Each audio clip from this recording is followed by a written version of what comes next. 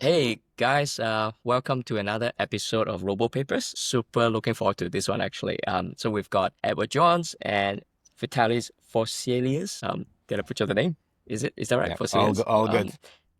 Okay, cool. Sharing their paper, Instant Policy in Context Imitation Learning via Graph Diffusion. I was just telling the guys, I first came across your paper, I think at Coro last year. Genuinely, I thought this was the coolest thing I saw the whole conference. So like, yeah, so I'm super glad that we finally make this happen. Yeah, so maybe before we start, maybe both of you can share a little bit about your background, and then before we dive into the paper. Sure. Yeah. Thanks so much, Michael and Chris, for having us. It's really great to be here. I've been following all your videos lately. So I'm Edward Johns. I'm director of the Robot Learning Lab at Imperial College London. My background really was in computer vision. That's what I did my PhD on. And before that, I was studied engineering at Cambridge and then went to Imperial for my PhD. And then for the last 10 years or so, I've been really working on robot manipulation because I thought computer vision was something that might be solved soon, or at least the sort of challenges might become a little bit harder to find, whereas manipulation just felt like something where there's like a whole career of work ahead of me. So I've been working on manipulation and particularly robot learning solutions. And Vitalis has been doing a lot of that work with me for the last 5 years during his PhD. Yeah, so as I said, I'm Vitalis. I'm a PhD student at the Robot Learning Lab. I actually just submitted my thesis, so exciting times. Congrats. Thank you very much. Yeah, congrats. And before that, I was doing a bit of physics, focusing on optics and photonics, and then transitioned into AI, and then mainly in kind of robot learning thing, focusing on manipulation and kind of working on the main themes of the lab of like the efficient imitation learning, how to actually teach robots new skills very effectively. Perfect. Yeah, so this is kind of the presentation we gave at ICLR. So it's, I guess, very good content to kind of guide the discussion here.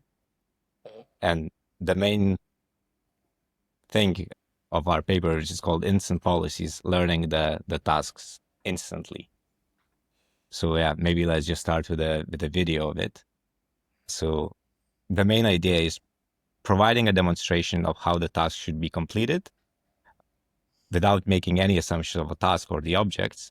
And then the robot can use that demonstration instantly to complete the same task with a novel object configuration without requiring any training or any additional kind of network updates or any priors about the tasks or the objects. So here's kind of the video of me providing one demonstration and then instantly deploying, hence instant policy. And it's quite robust to any disturbances or distractions. So it's quite a cool approach of teaching robots. And I guess the motivation behind it is that we all have seen those very cool robotic demos recently, right? And the tasks and the complexities are very impressive. But at the end of the day, all of these methods are kind of reliant on data-hungry behavior cloning. So you collect hundreds or thousands of demonstrations, train it for days or weeks, and then you kind of see what you get out of it. I think that, yeah, there's a couple of reasons why this behavioral cloning feels like something we wanted to address. One is that humans don't need more than one demonstration to learn a task. You know, if somebody provides a demonstration, another person will be able to perform that task. So it kind of feels like the mechanics of one-shot learning are there somewhere in the universe to extract. And, you know, if humans can do it, then hopefully we can do it with robots. And then the other is thinking about the practical applications of imitation learning. If a user has to spend several hours or days teaching a robot and then several hours or days training that robot, then by the time the robot's ready to perform it, the human might have just done that task themselves. You know, if it takes a week to get a robot to learn a task in manufacturing, let's say, there might not be so many applications for that. Whereas if you can teach that robot and get it to perform that task instantly, then I think that's a much more practical solution. So there's a kind of like scientific foundational motivation, but also the practical motivation as well. And it's something we've been trying to do for many years, for 5 years, trying to get one-shot imitation learning working. And we've gone through different types of solutions to get there. And this is like the latest version. Yeah, I mean, arguably, this is a lot of the power of LLMs, right? Is that you can do in-context learning, which is like from just like one or two demonstrations, do any task. So it's cool to see. Yeah, we had a previous paper on in-context learning called key point action tokens, which was actually using a language model as the in-context learning machine. And then we thought, well, actually language models, even though they do work for in-context learning and robotics, they're not designed for in-context learning and robotics. So really instant policy is our version of that, but designing an in-context learning machine that's specifically designed to work for robotics data. So it's our own in-context learning machine rather than just using some off-the-shelf language model. Makes sense. Yeah, exactly. Just kind of addressing that efficient learning via in context, similar as you, Chris, said, to LLMs. But so why it is still so hard to teach developers new skills, like if everybody's relying on those thousands of demonstrations, like what is preventing us from, learning from those a couple of demonstrations? And here we kind of thought that there's two main hurdles, two main challenges that we need to address to kind of enable that very quick and rapid learning. So the first thing is the previous kind of methods that we discussed naively map high dimensional observations to low level actions, right? So they map very high dimensional images to some vector that represents some form of an action. And that function, like that navigation between completely different spaces, can be quite hard to learn. So these kind of methods don't have the appropriate inductive biases to allow for very efficient learning from a couple of examples. And we just don't have enough data to brute force our way to a solution, right? Like you can do that in language or in vision because there's a web scale data available. But for robotics, we don't have data that we can just throw at it and expect it to generalize. So these are kind of the two main challenges we try to address with this work while tackling the in-context imitation learning. So sorry if I can just interject on your second point. So when you say not enough data, I presume you mostly meant like teleoperation data, like real world data, right? But obviously there's a lot of research these days on world models or simulation. It seems that in some domains, like locomotion, sim to real, it's like you can do things zero shot, probably more impressive than any more human can do. What do you think of that? As you mentioned, the second point being the data being a big bottleneck. Yeah, so I guess this is very specific to manipulation, where that data is harder to obtain or where their sim to real gap is bigger. If you're trying to learn it, kind of the policies using the behavior cloning, where you kind of distill all the information the neural network waits, you need that realistic data that you might encounter during deployment. So you might need very wide range of tasks of the teleoperated data or however you kind of collect that data to train the model to expect it to learn what you want to learn. So collecting all of those different tasks, all of those demonstrations with teleoperation is very hard. Whereas like for locomotion, as you said, it's a bit easier because the sim to real gap maybe is a bit narrower and you can utilize simulation a lot. But for manipulation, even if you could utilize a lot of simulation, you still need to go into simulation and somehow design those tasks that you care about. So even though you can create that data, it's still kind of not as big as for other domains like language or vision. Yeah, I think that point, Vitalis, about in simulation needing to go and build that environment, that's something that I think people overlooked that a little bit in previous years and said, well, the real challenge with sim to real is the sim to real gap. Once you have perfect simulators, then actually we can solve robotics. But it's not quite as simple as that because it's actually way easier to give a demonstration in the real world than a demonstration in simulation. In simulation, you have to create that object and then you have to somehow map your hand movements in the real world into the simulation. In locomotion, like trying to get a quadruped or a humanoid to walk, is quite a well-defined task. So it's okay if the human engineers spend a lot of time and effort designing that reward function and designing the model simulation. But with manipulation, there's just so many tasks out there that it's much harder to exploit simulation in the same way. And you can see some examples of simulation working really well in manipulation, like the OpenAI work with the shadow hand and the Rubik's Cube and all of that several years ago. That was amazing. But of course, all it does is it solves that one task. It's not going to work on even a Rubik's Cube that's like 2 millimeters bigger. Probably not anyway.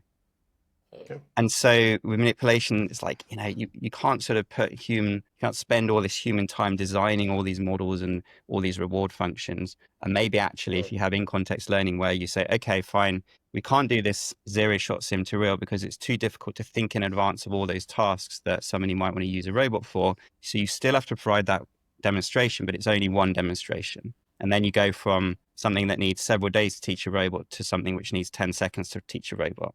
And then that's really a very small amount of human effort for the robot to learn each task. Got it. Cool. Yeah. I think that's also for me one reason why I always slightly more skeptical about simulation. Like I said, the exploration space for some tasks like manipulation could be just so big that even though in theory you can speed up time in simulation, but by the time you design, for now you still take a really crack researcher to go and figure out the simulation, and probably you still can't fully explore the exploration space. Whereas in your case, like what was so impressive was just like literally in that video, 1 or 2 demo done, right, in context. Yeah. I think having that video where Vitalis is showing that demo, and it's the same video, and the robot performs a task within that video, is something that it's quite unique to this project. It's not so much like watching the video. This point onwards, that's what you've probably seen videos like this where a robot is picking up an object and doing something with it. And there's a ton of videos like this from academia and industry and startups. But it's the fact that we taught that robot in that same video at the beginning that makes this different.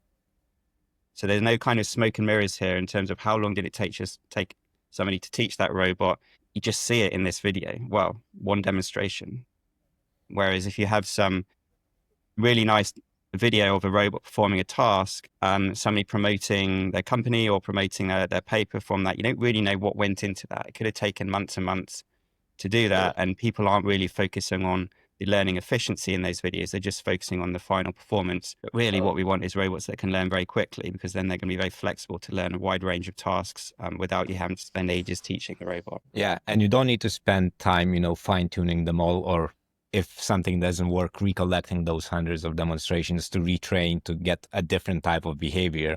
Here, if I provided a demonstration that was a bit wrong, I could just scrape it, re-give another one that how I want the task to be solved, and it's going to instantly, again, do it in a different way.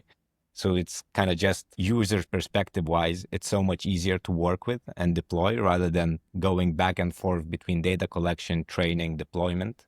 Whereas like instantly deploying it after demonstration is way more flexible. Cool. Yeah, we have some videos later showing how you can provide more than one demonstration, and then that allows you to generalize over novel objects. So how does it work? Yeah. Yes, exactly. So that's the problem we're tackling, right? Like in context imitation learning. The idea is, you provide one or a few demonstrations and use it as context rather than, or as input to the model rather than kind of training the model on them. And then you expect the straight away polish to perform the same task. So the in-context learning, there's 3 main components, right? There's demonstrations or the context that you kind of provide.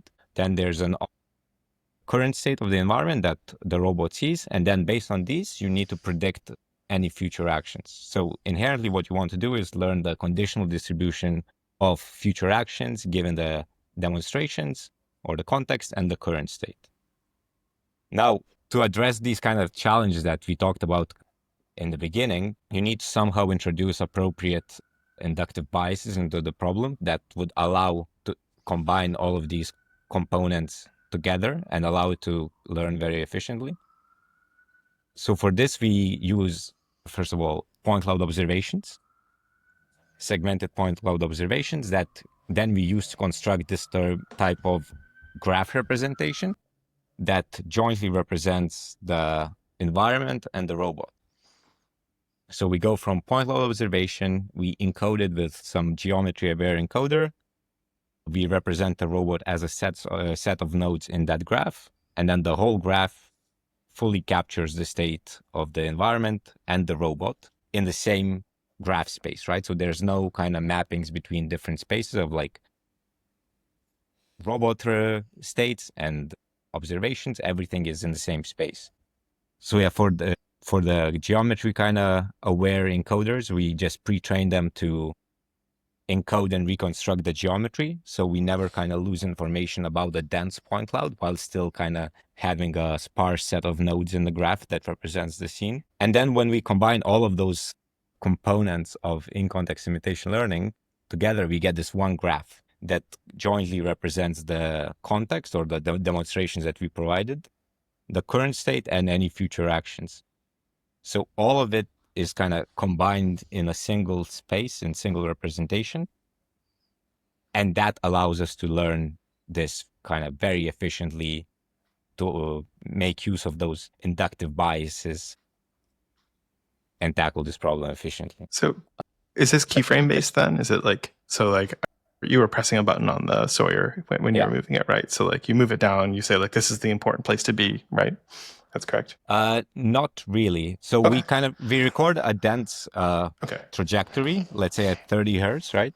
And then we can either put it as dense trajectory into the context, or we can subsample it to not make the context very long. So, the network or the representation can take arbitrary length of a demonstration and as many demonstrations as you want. In practice, we subsample them to be like 10 important waypoints in the trajectory, that when you just say, when you open, close the gripper, maybe it's important waypoint. When you kind of slow down, kind of classical way of doing it. I think the key point, the keyframe approach, it kind of works when tasks are relatively simply kind of straight lines between things, but we really wanted something where whatever you show as the human, that's the thing that the robot's going to do. And you don't have to be restricted by some biases in terms of, it's only a pick and place task, or it's only linear motion between the keyframes. So we decided not to do that and just say, well, whatever the human shows in that trajectory, that's going to be available to the robot to then learn the task. So I have one or two more questions. So for example, in this graph here in demo 1, you have sequence of states at 1, 2, 3. Yeah. But I suppose the sequence of state is an arbitrary length, right? It could be like longer and so the sequence of states will kind of capture time, I suppose, right? Yes. And then, but I think if I'm not wrong, the blue dots are actually the gripper positions, and then the green dots are the contact points, the key contact points, basically. They're not the contact points. They are just kind of embeddings of the geometry. Got it. Of the objects. So everything apart from the robot. Yeah. Why do you guys like think of it, structuring the whole thing as a graph? Like looking this whole thing as a graph. Like what gave you the idea? We kind of had the experience with graphs from our previous projects, and I think that they just allow us to represent everything in a very nice, again, unified way, and exploit their kind of properties. Let's say, again, we can expand the graph at inference by just adding more nodes. Everything is in the same space. The positions, there's no need to encode global positions of any points in the point cloud or the robot. Everything is represented as relative positions between the nodes. So you kind of get generalization across the workspace very easily like that.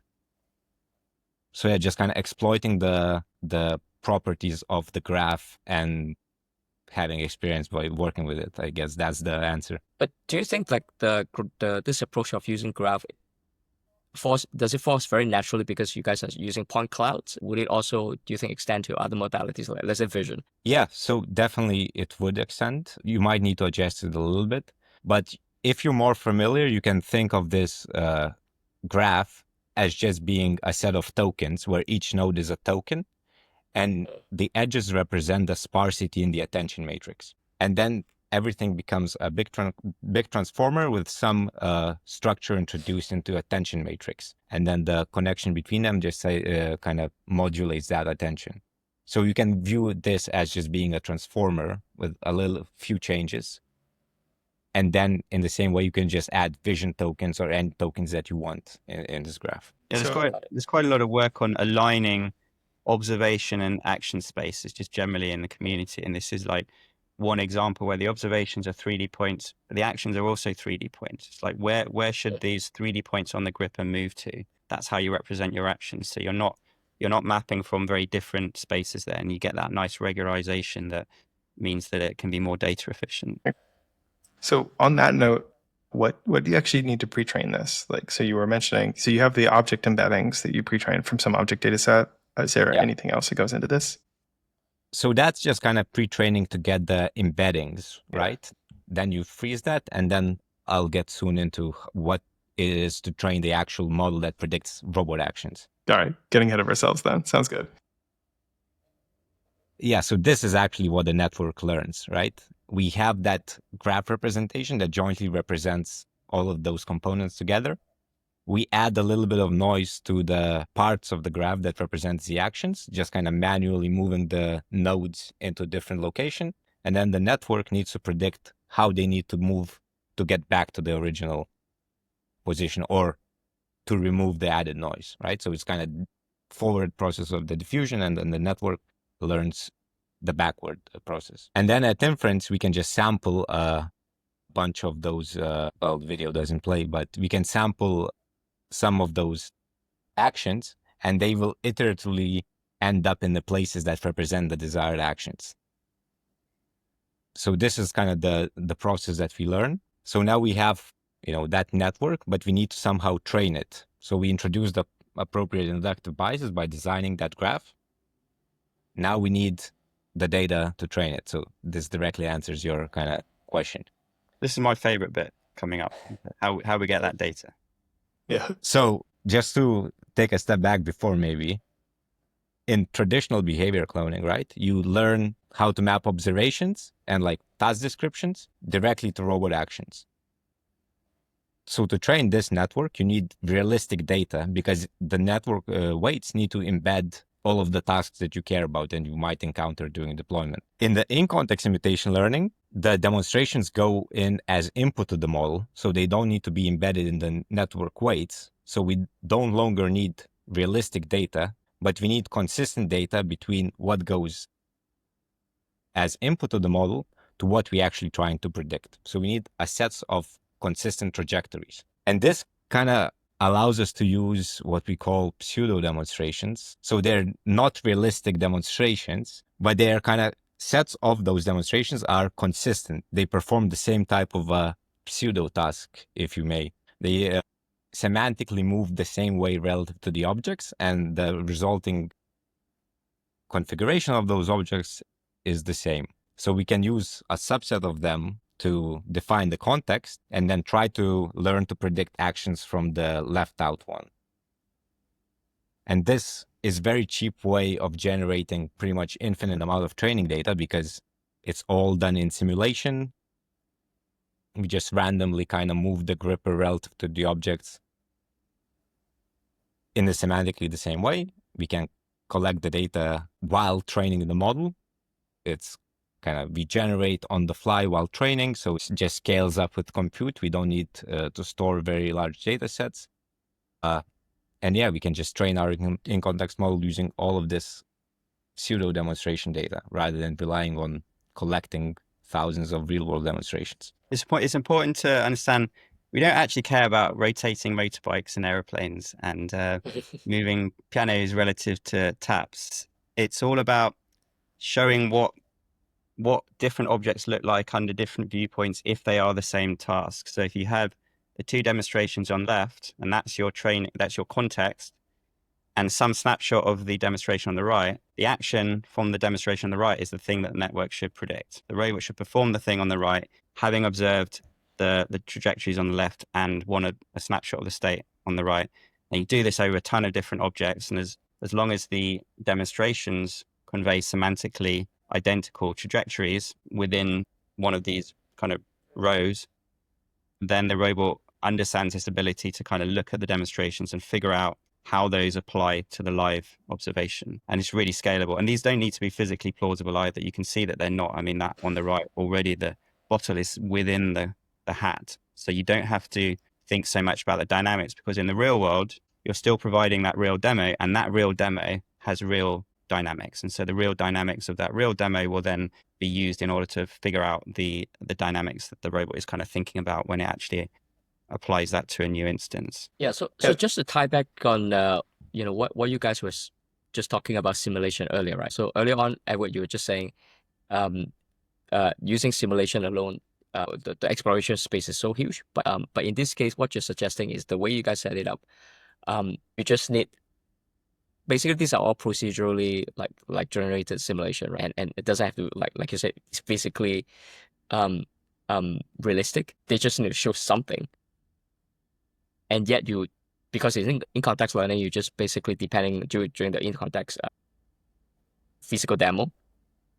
That should be it. Is that why you can like the requirement for simulation is you have so much higher tolerance for like so-called non-realistic simulation?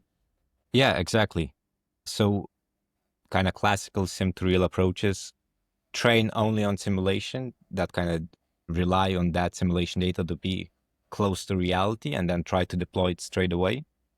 Because we're using in-context learning, we still have access to that one demonstration that define the true dynamics of the environment and how the task should be solved. So what the network needs to learn is not to memorize the task and cross that gap of simulation to reality. It just needs to learn to look back at that provided demonstration, figure out what the task is, and predict the appropriate actions.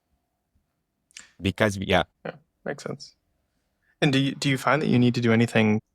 So basically the 3D features and stuff that you're learning are robust enough that it can capture all this task dynamic stuff pretty well. Do you find that you need to do any randomization other than that? Like any kind of data augmentation to get that transfer to work well? Or is this just kind of works?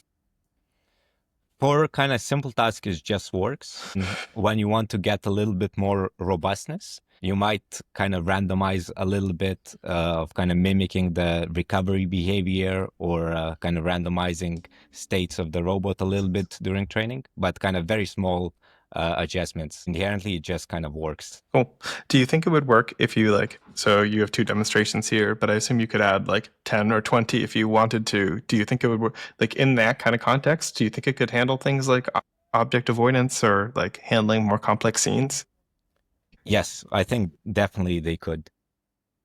Whatever is provided in the demonstrations, if it's enough information to disambiguate what you want to do, the network should learn. So let's say if you provide a couple of demonstrations of avoiding obstacles, the network should be able to figure out that you just want to avoid obstacles at all times.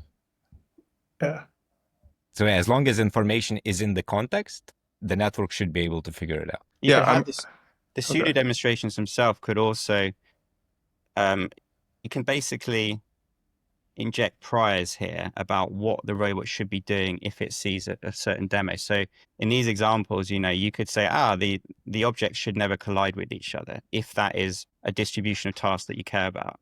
There's a sort of pros and cons of that. The advantage is that it will then avoid colliding with obstacles because that's what you've injected as your priors, and often that's a good thing. But there's plenty of tasks where you actually want collisions to happen. Any contact-rich task, if you don't allow for collisions, it just won't be able to perform that task. So you have to kind of get it right.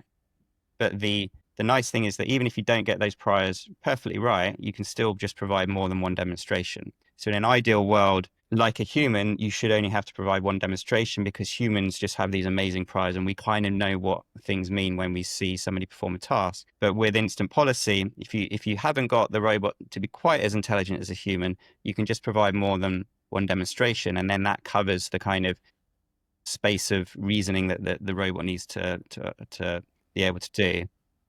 And it may be that you only need 2 or 3 demonstrations rather than like 1,000 or 10,000 or whatever it might be with behavioral cloning. Yeah, it makes sense. Yeah, I guess I was really curious about the case where you have I'm trying to teach, let's say I'm trying to teach a robot something on a tabletop, but I don't I end up giving in my 1 or 2 demonstrations, I end up avoiding some obstacle. If you taught something like this is a case that often comes up in these where it's you do your learning for demonstration in one environment and then you end up with a bias when you try to actually apply it in a new environment. But if it has been trained on a bunch of object avoidance tasks and it knows that this part of the task ends up being object avoidance, it would be interesting if it was able to handle that. I guess the other thing was I guess you could also add in more complex scenes. There's no reason why you couldn't make a third object appear or fourth or do you think this would work for that kind of scaling as well? Yeah, cool. I think as much as you can kind of increase the diversity of these pseudo demonstrations, the more you can expect it to generalize to different tasks. So sometimes it can, let's say if you want to use a single demonstration, there might not be enough information to disambiguate the task.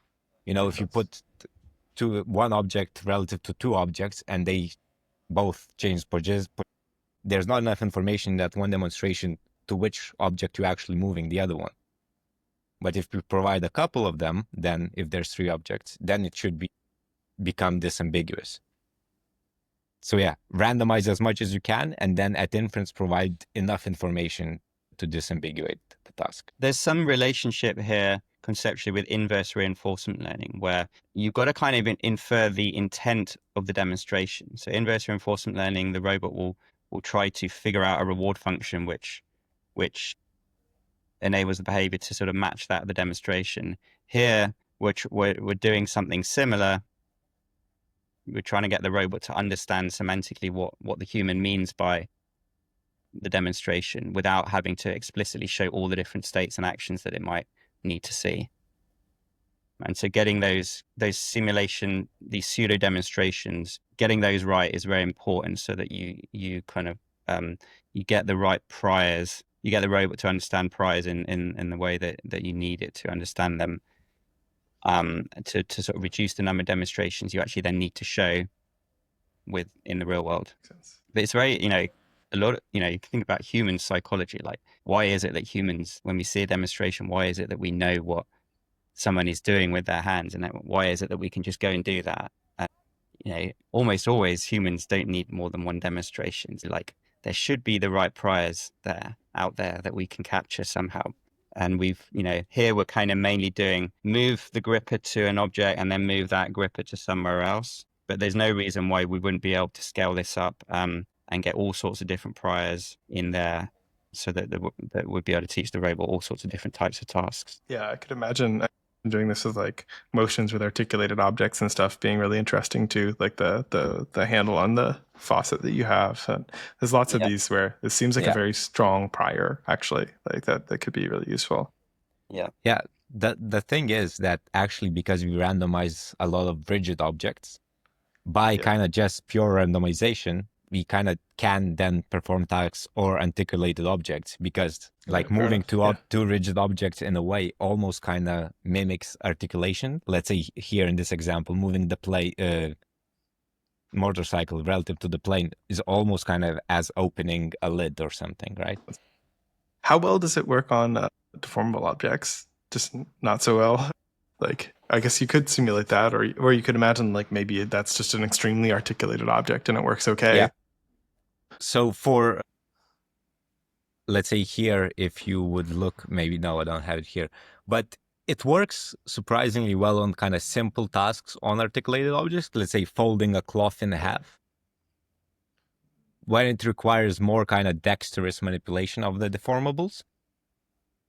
Now it would struggle, I think. But again, if you, as you say, kind of simulating deformable objects or somehow randomizing the shapes of different objects, it could work, I think. You do have some non-rigid objects in this, like the rows there, although it's not very non-rigid. Yeah, makes sense.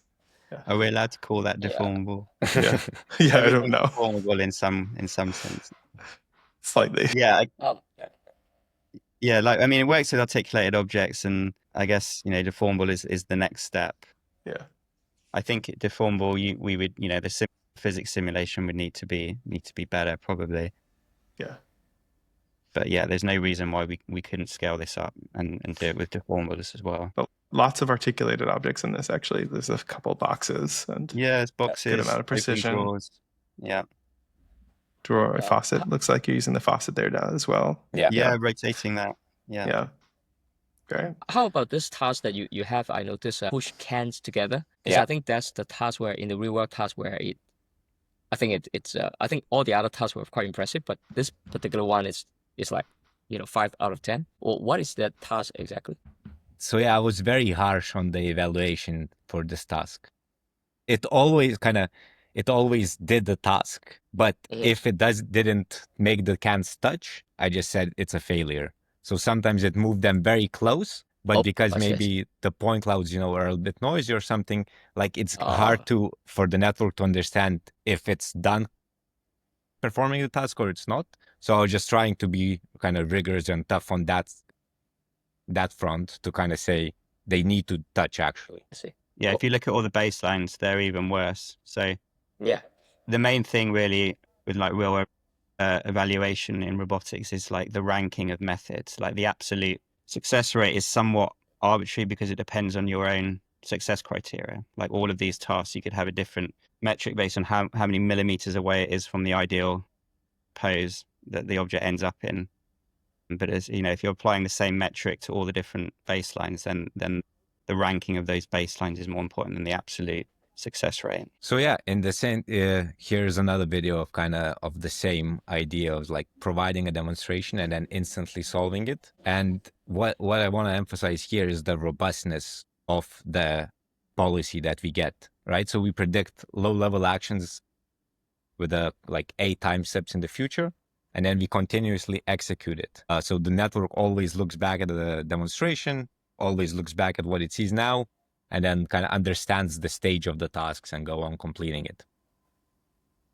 So another interesting thing is how to actually interpret where that robustness is coming from is if we visualize the attention weights on our graph representation. So here, like at the top, you can see a demonstration of putting a phone on the red base in simulation, starting from kind of above the workspace, grasping the phone and then placing it on that red base. And then you can see that initially the network pays most attention to the waypoint in a demonstration that's just above the phone that needs to be grasped, right? So that's the next most important waypoint. And the network kind of inherently understands that it needs to move to that position. And then if you just kind of roll out the policy, you can see the network dynamically shifting its attention, always understanding the stage of the task and what is important for the actions. And that is where that robustness that was shown in kind of previous video comes from, right? The network always looks back at that demonstration, understands the stage of the task, and if it changes, it just shifts its attention kind of dynamically. So I think that's very cool emergent property of this work. Yeah, this feels like a very elegant way of representing rigid body manipulation, actually. Like just nice. Yeah. And it's interesting that it is able to attend to the right features here. Cool. Yeah, so we ran some evaluations in simulation when we train only on kind of those pseudo demonstrations. We see quite a good success rate with never teaching on any realistic tasks. And the interesting bit is you can also include realistic, kind of more realistic tasks in your training data. So if you add a little bit of realistic data into kind of co-train with that unrealistic simulated data, you get very high performance boosts where it pretty much perfectly solves all of the tasks that you include in the training data, and then unseen task performance is also boosted. So this is kind of another flexible way of, you just have a lot of that simulated data, and then whatever real data you have, you also throw it in, and it kind of expands the distribution of tasks that you can complete very well. It does also imply that there are big gains to be made from improving the pseudo demonstration distribution, right? Like, yes. Yeah. Yes. Yes. Yeah. Ideally, we wouldn't have to do this in the long term, but we think we can get there. It's like probably just distribution mismatch stuff, right? Like the types of precisions and the features that it needs to attend to precisely align two things or whatever it is, right? Yeah. Exactly. So I think, as you said, a lot of performance to be gained. And I think you can design like those pseudo demonstrations in a way that is general and should learn arbitrary tasks. Yeah. So that's a good avenue for kind of progressing the work. And then another interesting thing is that you can just generate the data on the fly, right? Like you can just continuously generate those demonstrations because they're very cheap to generate. You don't even need to run physics or anything, and continuously train your model. And then if you do that, you can see that the performance on the validation loss just keeps on improving. So it's another very nice sign of just scaling trends and generalization at scale. And if you increase the model capacity, you also see kind of improvements in that. So scaling, we believe, is very good approach of making this even better and better. And again, training data is cheap, so it's easy to scale. And then, as we said before, we can add as many demonstrations as we want to the context, right? Like before we were using one demonstration to define the context, but sometimes that's not enough. So in this case, I provided a demonstration how to open a big box. And then when we deploy the model on a medium-sized box, it kind of does its best job, but it fails because the task is ambiguous. Maybe the task was actually to perform that motion relative to the bottom of the box, right? So when the geometry is different, the task becomes ambiguous, the model fails. But we can add more demonstrations to the context. So now we add one more demonstration. Now the model has two demonstrations as context, one of the big box and one of the small box. And then the model can selectively aggregate the information from the context, disambiguate the task, and actually solve it this time, right? So we just deployed the model, saw the performance. It was not good. We added more demonstrations straight away, deploy it, and it works. And it can generalize to different boxes. So that's very nice way of seeing how this could be used. This really is an excellent video. This is a very, very compelling demonstration of the work. It's kind of like you sort of human in the loop imitation learning here. It's like you give demonstrations as and when necessary. You don't have to in advance think, right, I'm going to do 1,000 demos, then wait a couple of days or a week or whatever to train your network, and then test it. You can just test it instantly and add demos as and when necessary. So you can very, very quickly get a very, very capable robot just in a matter of a few minutes, without having to think in advance what consequences might be of all the different types of demos you give. Are there any cases where you weren't able to do this? Like where basically the model, where whatever the feature set that you learned didn't turn out to have the precision necessary to perform the task? Like, is there anything that it just doesn't, that is missing from the pseudo demonstration pool to right now? So I would say maybe not more from the pseudo demonstration pool. Well, when you talk about pseudo demonstrations, maybe very rapid changes in actions. Okay. There's the prior that you move slowly and smoothly. But again, that could be adjusted by just having different distribution. The other things as well is maybe precision and, using point clouds with maybe a little bit imperfectly calibrated cameras or just a bit of noise from that. That's where that sometimes lack of precision from very, very precise tasks comes in. But so like screwing a bolt in or something would probably be hard because it's just like not really trained on that on the noise model that you get from a real sense camera, for example. Exactly. Okay. That makes sense. You could mimic that a little bit in simulation by just randomizing a little bit more. Yeah, there's kind of precision and complexity of the trajectories. All of that is just, well, if you create pseudo demonstrations that, well, certainly in the complexity of the trajectories, if you create pseudo demonstrations that cover that complexity, then you're going to be fine. In terms of the precision, you can see there's two depth cameras here, one on the head and one on the side. But you could add a camera to the wrist, for example, get much closer observations, or you could bring in RGB data, see if you can do this from stereo RGB, that kind of thing. So we have sort of directions to explore here in order to sort of answer all of those questions. I mean, I do think this looks very useful. Sorry, go ahead, Michael. Yeah.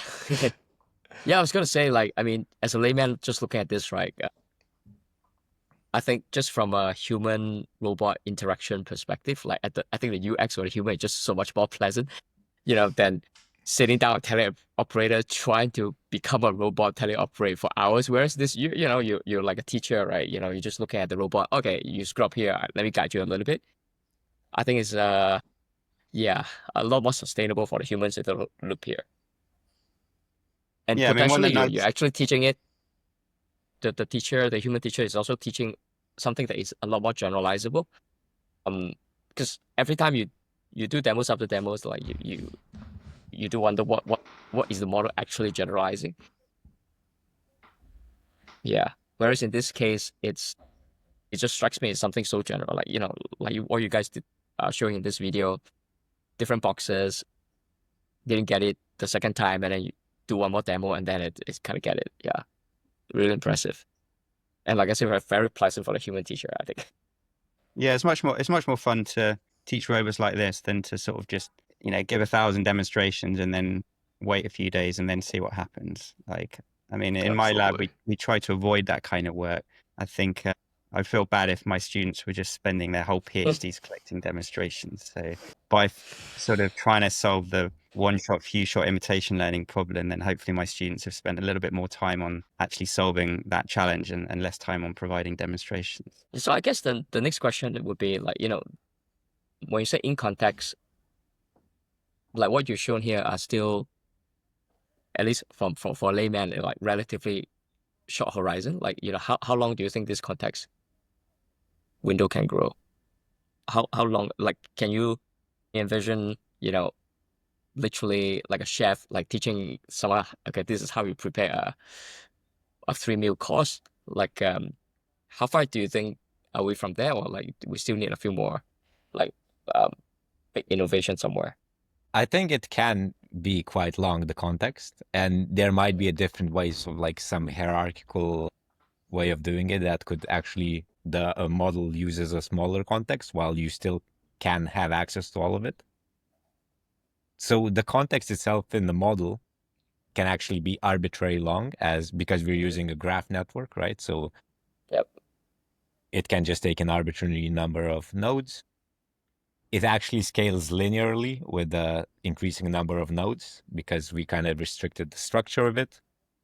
So it's very scalable, and like in practice, you can just do it. And that attention mechanism, regardless of how long the context is, it always can find the relative things and compare what it sees now, understand the task. So in practice, it should work with arbitrary context length. Interesting. So it's like, let's say I'm trying to teach a robot to fry an egg. I'm at the stage where I'm about to break an egg.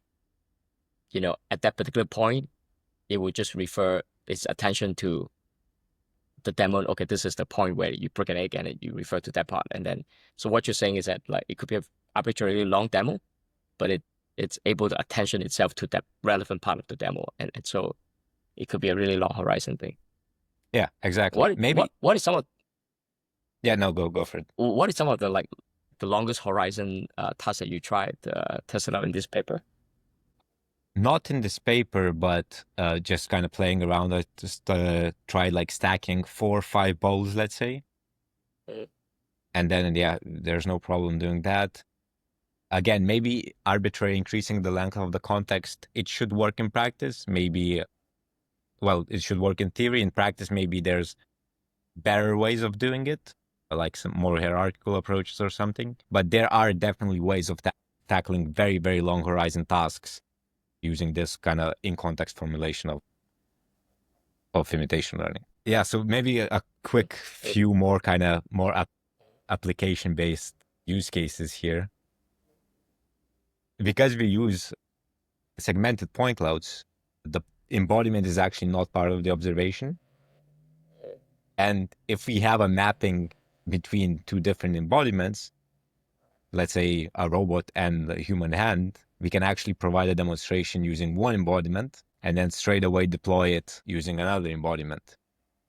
So let's say here I provide a demonstration of how to stack these cups using my hands, right? We just track the hands, we map them, imagining where the robot would be in that case. And then using the same model without any adjustments, we can just straight away deploy it on a different embodiment, the robot, and it completes the same kind of task.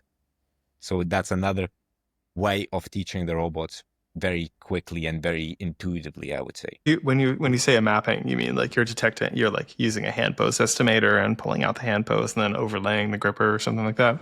Exactly. Makes sense. Exactly. Yeah. So you Cool. kind of need to pretend to be the robot, right? Because you don't really match the different embodiments. You just kind of pretend to be the robot and you match the parallel jaw gripper to your thumb and the index finger or something. Yeah. But it's surprising how many tasks you can solve just with 2 fingers, a parallel jaw gripper. Yeah. I mean, most of the videos that you see with humanoid robots with multiple fingers, they just do that anyway. And Yeah. sort of close the power fingers. grabs. Yeah, exactly. Right. Create 2 fingers anyway. So yeah, there's a lot you can do just with this kind of setup. I feel like what's missing is always like is the intelligence, right? Exactly. Yeah. Like the two fingers grabber you could do. Like if you Yeah. ever have one of those like two finger trash grabber toys and try to like manipulate everything in your house, you can get most stuff done. So it's great to Yeah. see stuff like this where you just like focus on using the two fingers. Yeah. And then the last maybe interesting thing about this whole kind of representation that we use is that there's a bottleneck of information that you can imagine here. Information flows from left to right, like from the context to the current state and then to the actions. At some point in the network, all the information that's needed to predict the actions is aggregated in specific sets of nodes. And then the idea is maybe you can approximate that informational bottleneck using a different modality. And then you could circumvent the need to provide demonstrations altogether. So what we kind of did is we took that part of the network that aggregates that information in those nodes, and we took a language adapter that takes the language description of a task and the current observation of the scene, and we try to make them as close as possible with a contrastive objective. And then at inference, what we can do is actually, instead of providing demonstrations, we just define the task in language, approximate that part of the network responsible for interpreting the demonstrations, and deploy the same model after. And it can generalize to kind of unseen tasks zero shot that are defined by language. And we for this, we use very relatively small language annotated data set, just from a little bit from simulation, from our rollouts. And it worked surprisingly well for kind of simpler tasks. So there's a lot of signs of lives here, which is very exciting, I think. So is the How do you takeaway find then? out that? Go ahead. Yeah. I'm sorry. How do you find out the part in the network that? Sorry, in your previous slide, you're saying the part of the network that actually basically encapsulates the thing that you're trying to replace with the language model. Like, how do you Yeah. find that part? Like, So the one with the red arrow, I suppose. yeah, if you imagine this as like information flowing from the left to the right and kind of, let's say, sequentially does that, this is how it actually is in the network as well. So we take only execute the network until the information reaches that point. And that's what we say, that's the part that's responsible for aggregating the information there and interpreting the context.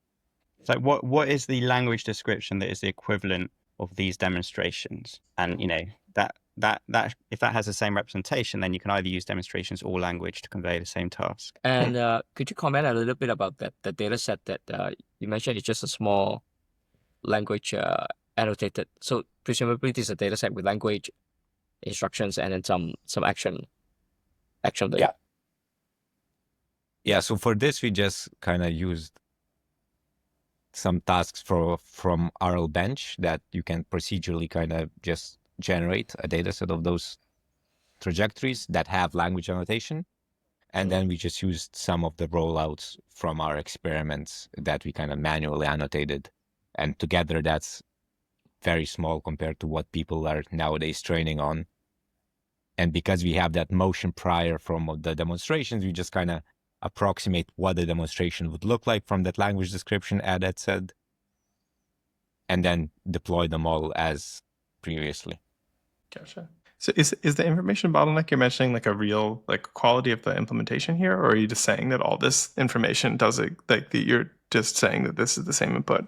I'm just curious if like because I think a lot of like transformer kind of models these days don't really have a bottleneck before making a set of four predictions, right? So Yes. could you see better performance without any bottleneck?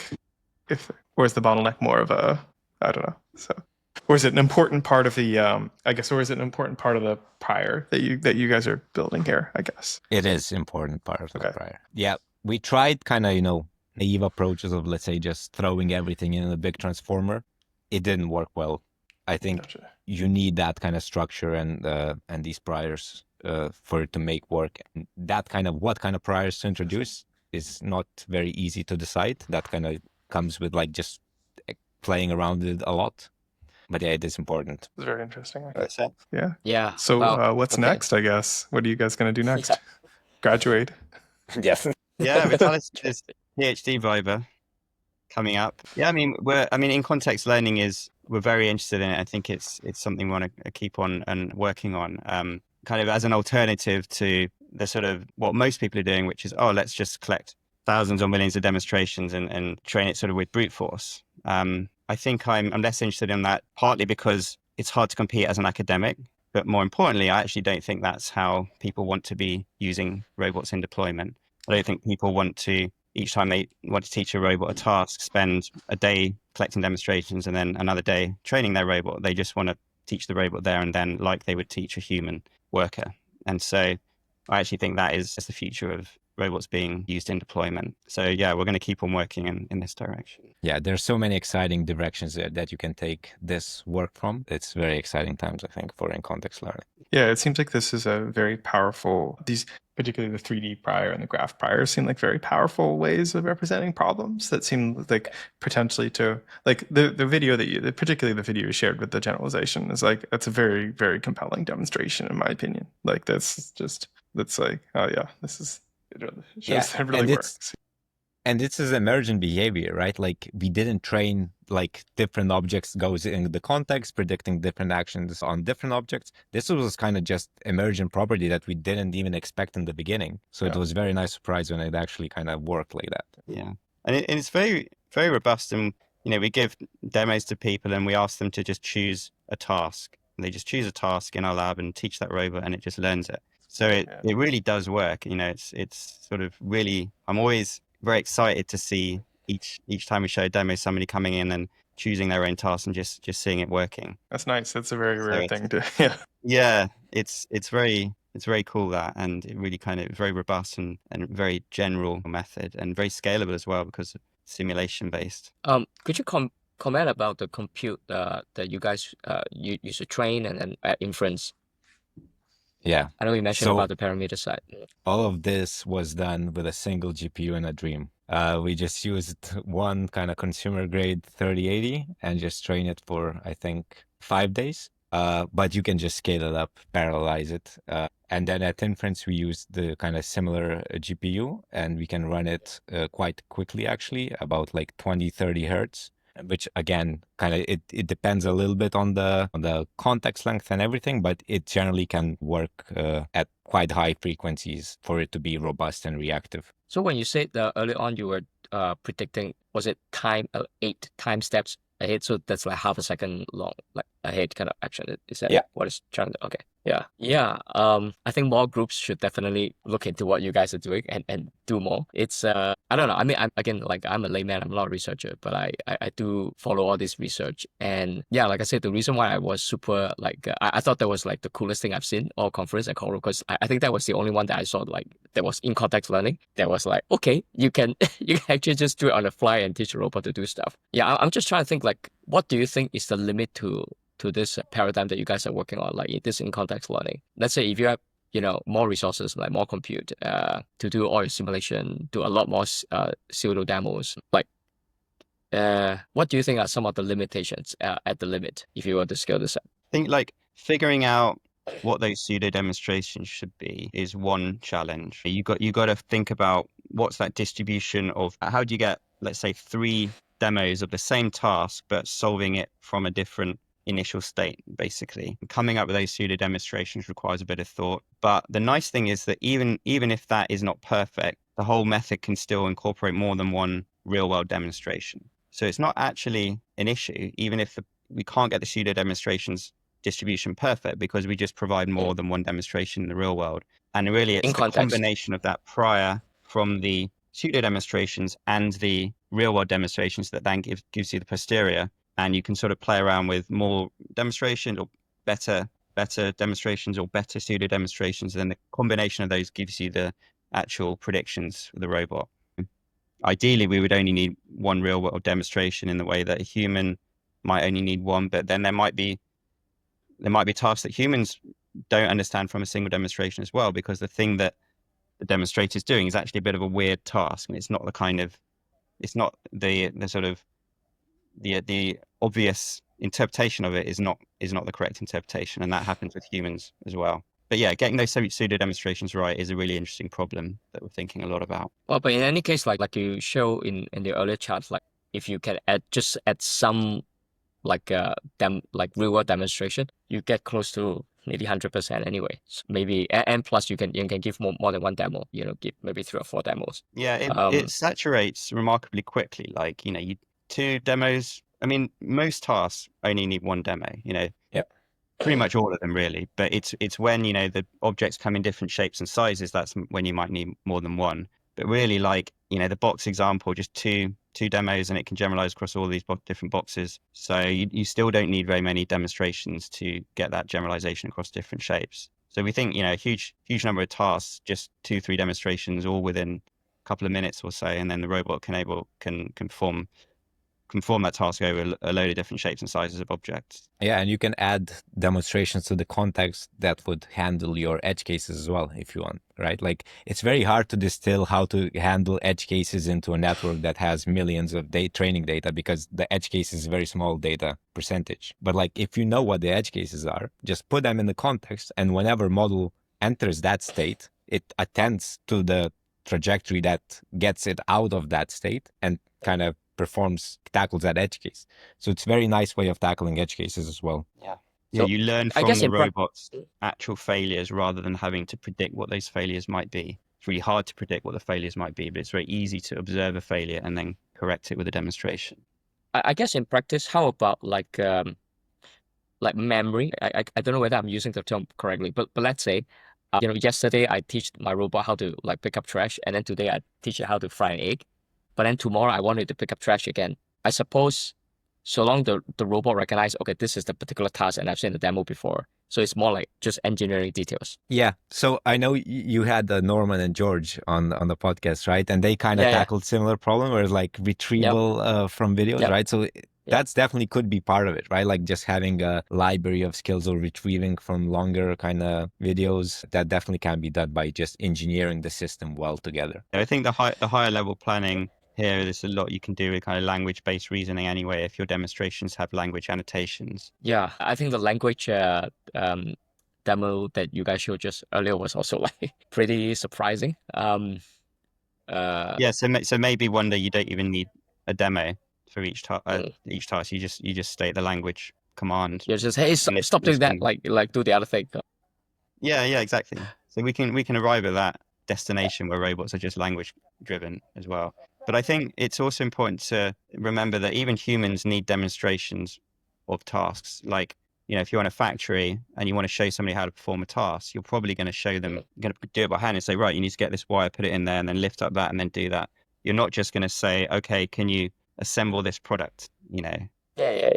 Having demonstrations, I think, is something that we're going to have in robotics for a long time, even at deployment. And language is good for the simple tasks, but anything involving complexity in that task, you're probably going to need a demonstration for a robot, because humans need demonstrations as well. Having having it easy to provide useful demonstrations also gets the data flywheel turning too. Like, it helps you get more data for because the language models, I think, will probably always be to some extent data hungry, right? And so it's nice to be able to have ways of generating that data that's useful, that incentivizes people to create it. Yeah.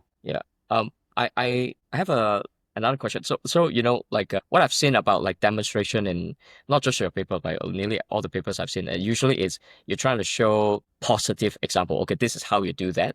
But typically humans, like, sometimes the instructor tell you, okay, this is how you do it, but make sure you don't do it as well. Let me show you what not to do. Is there a quick way to also incorporate that kind of thing in context as well, and have the same model be able to take to both? Yeah, I think in theory, yeah.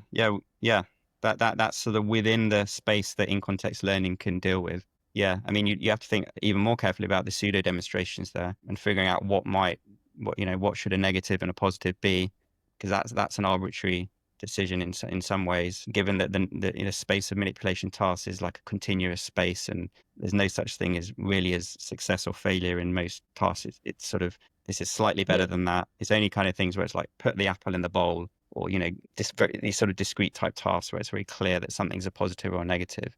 But in general, it's tasks it's more like, oh, this was quite a good or quite bad or kind of medium example, and so that's a very interesting and open problem. Yeah. Yeah. Wow. Okay. This is probably our longest podcast so far, but I think I'm glad that we managed to spend the time because you guys did so much in this paper. Like I said, super impressive. Maybe as a final question that we usually ask, it is any other like papers that you guys come across, recently that you want to, give a shout out to that you thought was really cool as well? I was quite interested in the Roboverse paper recently, just because of the wider implication for the whole field, that how useful can it actually be. So I think that one is quite cool. What should I say? I think I'm not sure of specific names of papers, but I'm no quite better like papers than this one. So I'm quite enjoying papers where people are working on dexterous manipulation, but more than just in-hand rotation, because ultimately that's not a kind of a real task. You want to pick up something, then rotate it, and then do something with it. So I think people are starting to move in that direction now with dexterous manipulation. And we were talking earlier about how you can do an awful lot with a power load or grip. One thing you can't do is rotate an object. And so there's some papers that I've seen over the last few months where the task is pick up an object, rotate it, and then do something with it. And I think that's where we're really then seeing the full benefit of multi-fingered manipulation. And that's an area that I'm hoping to sort of start looking into as well. I think in the long-term robotics, we should be moving into a multi-fingered dexterous manipulation as well. Even though right now there's a lot you can do with powered large jaw grippers, ultimately we really want robots to be superhuman as well in some domains. Going beyond even a humanoid hand is a very interesting problem as well. makes sense. Yeah, I suppose for those you probably need. I'm guessing you might need like better touch sensors, like maybe throughout the whole hand. Because if you only have point clouds of vision, there are a lot of occlusion just naturally. Whereas I think in this case you are more or less assuming you have very good visibility of all the relevant points, right? In your observation space. Yes and not really. Like it can handle some occlusions because we encode that geometry, right? So if you see part of the object, you can implicitly understand, as long as it's rigid or kind of deformable in a predictable way, you can auto-complete it implicitly. Yeah, I think you can do an awful lot with vision without tactile. If you were to sort of teleoperate a robot, there's an awful lot of things that robot would be able to do and you'd be able to do without tactile feedback, even though if you did that with your own hand, you would be using a huge amount of tactile feedback. And so, when you remove that tactile feedback, the observations are still rich enough that you can solve that task. Just that humans use tactile feedback so much that we're very sort of sensitive to it and we make the most of it. Doesn't mean that you need tactile sensing for all of those tasks, but certainly there are plenty of tasks, particularly going to sort of superhuman performance where you want to dig around in something or put the hand in somewhere where you're just not going to get visual observations, or where you really, really need excellent precision and visual observations just won't give you that. Yeah. Just a side note, I just came back from Tokyo. I met one of the master of origami actually in Japan. Yeah, he was giving me a lesson on like how he fold papers. And basically, he said that touch to him is very important, and he always keep his fingernails like very, very like cut well, because he need every part of his finger. Like this guy can fold a crane like this tiny paper crane. It's insane. But anyway, I do agree. Like that, there's just so much that you can already do without touch. But maybe to get a superhuman, I guess we hard to beat the human without some touch. Okay, cool. Chris, do you have anything else? No last questions. Yeah. Thanks for coming on. That's great work as always. Very thought provoking. Thanks a lot, Chris. Thanks. Thanks, Michael, for Really having cool. us. Yeah. Thank you very much for having me.